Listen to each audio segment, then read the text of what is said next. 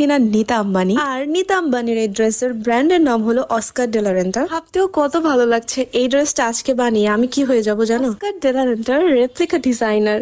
Wow, দেখো আমি তো হুবহু মিলাতে পারবো না, তাই না? তো আমি চেষ্টা করব আমার সাধ্য মতো বেস্টটা দেওয়ার। চলো তোমাদের একটু বুঝিয়ে দিই আমি কিভাবে কাটলাম। প্রথমে আমি নেটের অংশ নিয়ে নিয়েছি।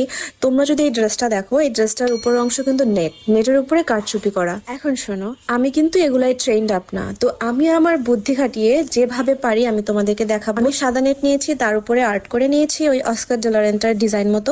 এরপর হচ্ছে আমি পুঁথি বসিয়ে নিয়েছি, গ্লু দিয়ে বসিয়েছি। তোমরা কিন্তু বেশি করে গ্লু দিবে, না হলে খুলে চলে আসবে। এরপর আমি নেকের অংশটা স্টিচ করে নিচ্ছি। এখানে আমি কোনো ধরনের বক্রম দিইনি, কারণ চিকন একটা পার্ট হবে, বক্রম দিয়ে কোনো লাভ নাই। এর জাস্ট শোল্ডার জয়েন করে দিবা, এরপর আর কোনো কাজই নাই ওরকম তেমন।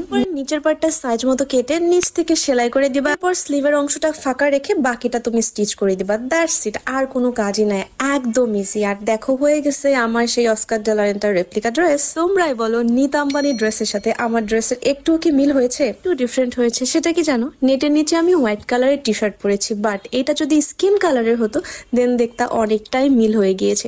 যাই হোক, আমার কাছে ড্রেসটা অসম্ভব রকমের সুন্দর লেগেছে, যে কোনো পার্টি ওয়ারের জন্য পারফেক্ট। Tata, bye bye. এই হলো